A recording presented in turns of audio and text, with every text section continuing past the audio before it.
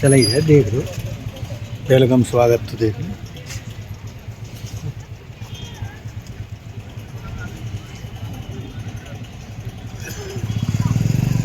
अनुराग शर्मा भी सब हैं।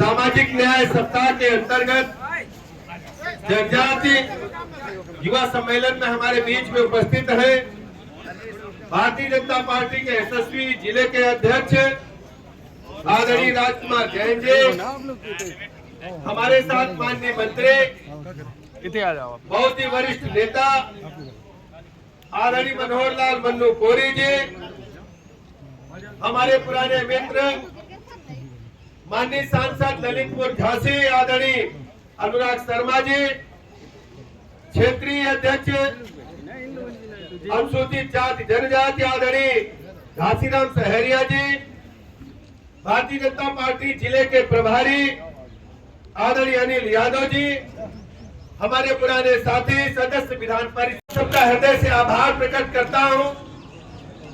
आप सब इतनी बड़ी संख्या में सुबह सुबह इकट्ठा हुए और इस कार्यक्रम को सफल बनाया।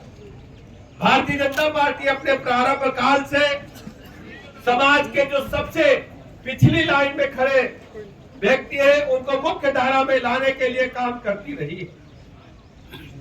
एकात्म मानववाद के सिद्धांत के आधार पर पंडित दीनदयाल उपाध्याय जी ने जिस सोच को आगे बढ़ाने का काम किया था, उस सोच को श्रद्धेय अटल जी ने और 2014 से लगातार आदरणीय प्रधानमंत्री नरेंद्र मोदी जी ने धरातल पर उतार करके आप सबको मुख्य धारा में लाने का काम किया है।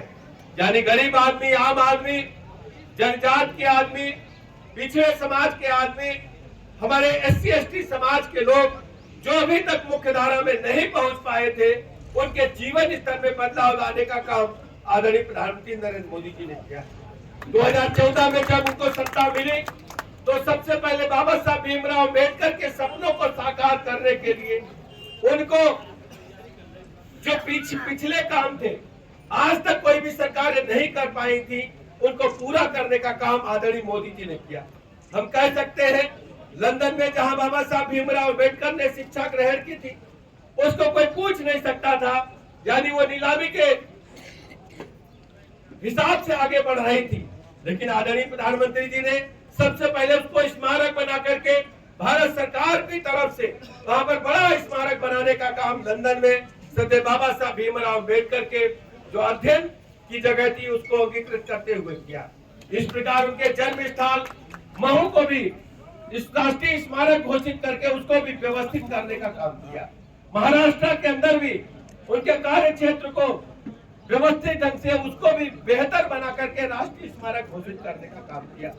पूरे देश के अंदर जो पंच तीर्थ थे बाबा साहब भीमराव अम्बेडकर ने जहां जहां काम किए थे उसको बेहतर बना करके स्मारक घोषित करके बाबा साहब भीमराव अम्बेडकर के सपनों का भारत बनाने के लिए सबसे पहले आदरणीय प्रधानमंत्री नरेंद्र मोदी जी ने काम किया। इसके अलावा जो माननीय प्रधानमंत्री जी ने काम किए, उन कामों के बारे में यदि आप सोचेंगे समझेंगे तो हर गरीब को पक्का मकान मिले, जनजाति के व्यक्तियों को पक्का मकान मिले, अनुसूचित जाति के लोगों को पक्का पक्का मकान मिले, ओबीसी समाज के लोगों को पक्का मकान मिले, हर गरीब को पक्का मकान मिलने का काम, चाहे गांव हो शहर हो, सबको पक्का मकान निःशुल्क देने का काम आदरणीय मोदी जी ने किया है। हमारी माताएं बहनें जो चूल्हा फूकते फूकते हजारों बीड़ी सिगरेट का धुआं उनके फेफड़ों में जाता था, हर गरीब महिला को, जरूरतमंद महिला को उज्ज्वला गैस योजना चलाकर सबको निःशुल्क कनेक्शन देकर के उनके जीवन स्तर में बदलाव लाने का काम मोदी जी ने किया है। हम सब जानते हैं यदि कोई बीमारी लग जाती है तो सबसे पहले हमारे बहनों के गहने बिकते हैं, फिर गरीब का घर बिकता है, फिर खेती बिकती है। आदरणीय मोदी जी ने देश के हर गरीब को, ललितपुर के हर गरीब को, उत्तर प्रदेश के हर गरीब को 5 लाख तक का निःशुल्क इलाज देने का काम आदरणीय मोदी जी ने किया है। इस प्रकार किसान सम्मान निधि सभी किसानों को देकर के आम आदमी के जीवन में, गरीब आदमी के जीवन में बदलाव लाने का काम मोदी जी ने किया है। यदि हम कहें कि धरातल पर जितनी भी योजनाएं हैं, बुंदेलखंड का हालत आप अच्छी तरह जानते हैं, ये वही बुंदेलखंड है जहां समाजवादी पार्टी के शासनकाल में ट्रेन से पानी मंगाने का काम होता था। आज मैं दावे के साथ कह सकता हूं, दुनिया की सबसे बड़ी योजना चला करके जल जीवन मिशन के माध्यम से घर घर नल से जल देने का काम हमारी मोदी जी की सरकार कर रही है। और ललितपुर में एक एक घर में आप देखेंगे कि नल से जल, चाहे गांव हो, चाहे शहर हो, चाहे कस्बा हो, सबके घरों में नल से जल उपलब्ध कराने का काम मोदी जी की सरकार कर रही है। ढेर सारी ऐसी परियोजनाएं हैं जो लगातार जमीन पर उतर रही है और मोदी जी ने जीवन स्तर में बदलाव लाने का काम किया है। एक छोटी सी योजना जिन लोग किसी भी सरकार ने ध्यान नहीं दिया था, घर घर शौचालय बनवाने का काम। शौचालय छोटी चीज है, किसी गरीब बुजुर्ग, माता बहन, बच्चे का पेट खराब हो जाए दिन भर क्या करेगा, रात को होने का इंतजार करते थे, शाम होने का इंतजार करते थे। और जब खेत की मेड़ पर बैठती थी हमारी बहनें और गाड़ी को कोई हेडलाइट आती थी, किस मुसीबत में हमारी बहनें खड़ी होती थी, इस पीड़ा को केवल अगर किसी ने समझा है, मोदी जी ने समझा है। प्रदेश शुद्ध शौचालय बनवा के उनके जीवन में बदलाव लाने का काम ढेर सारी कोरोना महामारी, जब जब कोरोना महामारी काल आई है, दुनिया में हर देश में महामारी कम लोग मरे से अधिक लोग मरे, लेकिन मोदी जी से लेकर अब तक लगातार राशन मिल रहा है। उत्तर प्रदेश में तो मोदी और योगी जी ने महीने में 2 बार निःशुल्क राशन एक एक भाई को, एक एक बहन को देने का काम किया। अब तो जो राशन में पहले गड़बड़ी होती थी, अब अंगूठा लगा करके जो वास्तव में लाभार्थी है, जो जरूरतमंद है, उसको राशन देने का काम आदरणीय योगी जी की सरकार, आदरणीय मोदी जी की सरकार कर रही है। गुंडई का पर्व हालता जयपुर हो, चाहे झांसी हो, चाहे बुंदेलखंड का कोई जिला हो, चाहे लखनऊ हो, चाहे कानपुर हो, व्यवसायियों की दिन भर की बिक्री खतरे में, लूट लेते थे लोग। लेकिन हमारी सरकार एक एक गुंडे माफिया को जेल भेज करके उत्तर प्रदेश में कानून,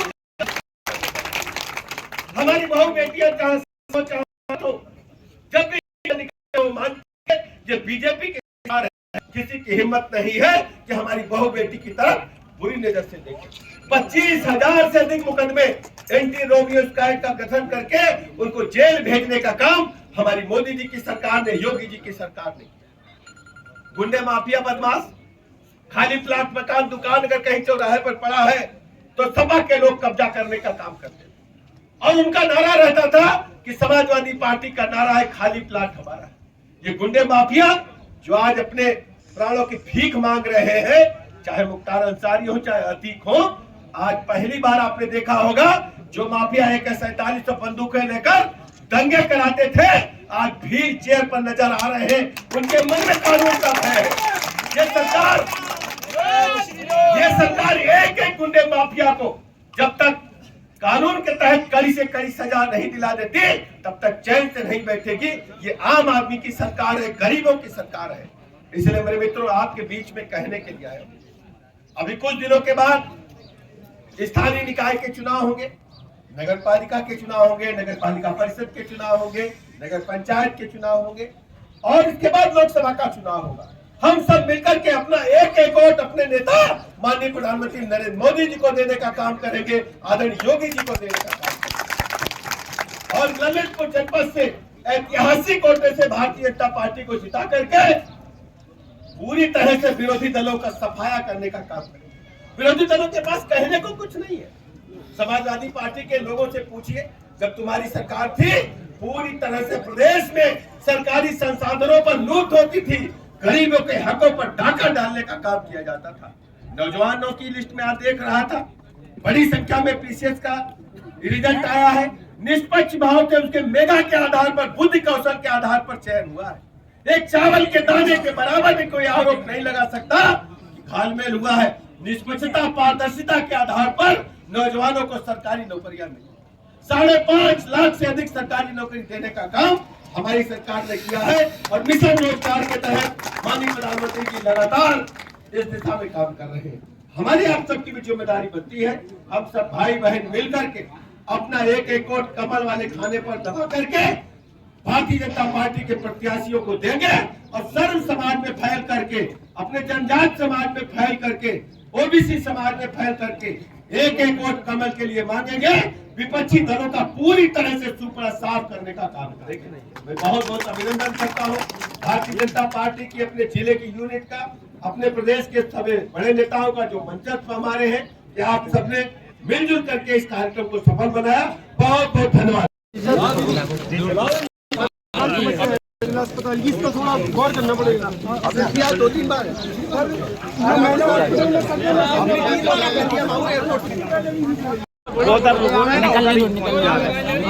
ये लोग वहाँ पे ले रहे निकल जाने।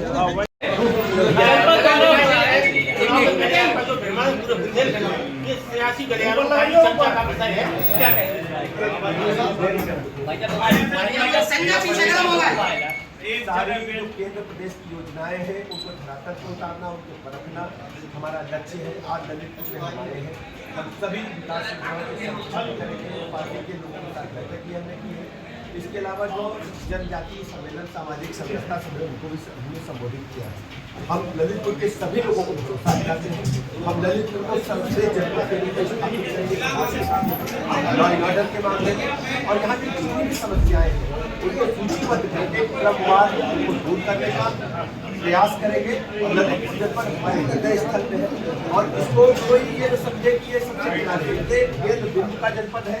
विकास की सारी योजनाएं ललितपुर से इसको हम इसको नंबर 1 का, प्रथम नंबर का जनपद मानते हैं। ललितपुर में ढेर सारे हमारे मित्र हैं, हमारे पत्रकार मित्रों से भी मेरी बात हुई है और ललितपुर के विकास कार्यों की समीक्षा करने के बाद विभागवार जो भी आवश्यकता होगी उसको पूरा करें।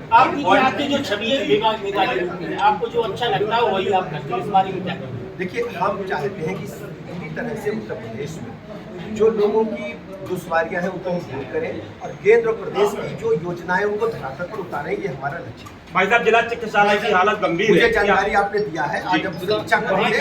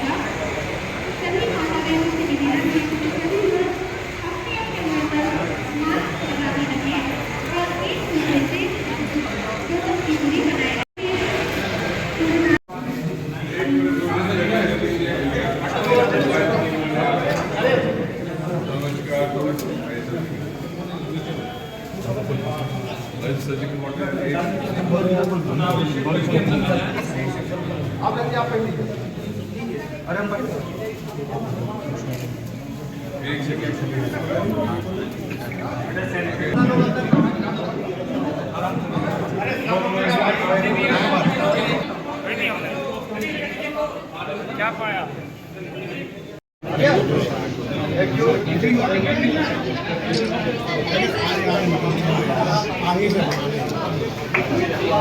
पीछे की क्या आगे से अंदर वहाँ ले लेते हैं।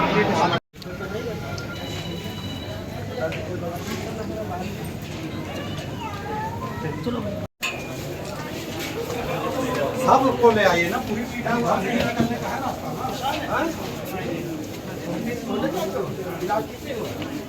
आपके क्या दिक्कत है? अब एक्सीडेंट हुआ एक्सीडेंट हुआ है ये बस महोदय इनको ले जाओ इनको भर्ती करो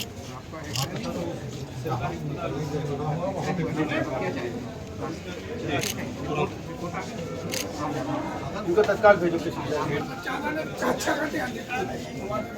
यहाँ पर सर महिला डॉक्टर इंतजाम करेंगे आज ही पहुंचे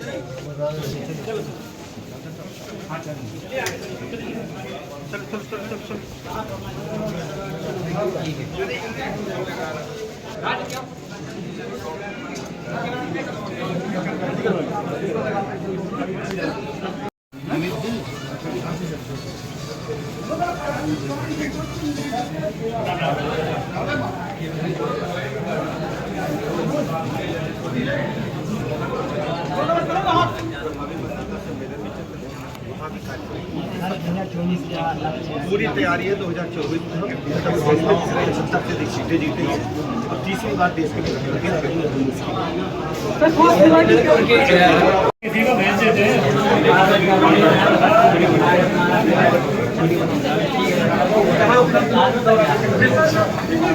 एक बार चेक कर देना कोई दिक्कत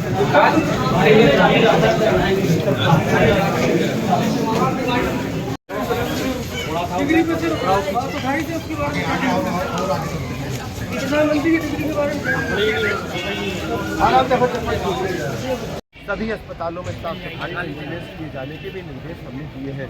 जो डिजिटल एक्सरे मशीन खराब थी उसका पार्ट आ गया है, वो एक दूसरे से क्रियाशील हो गया।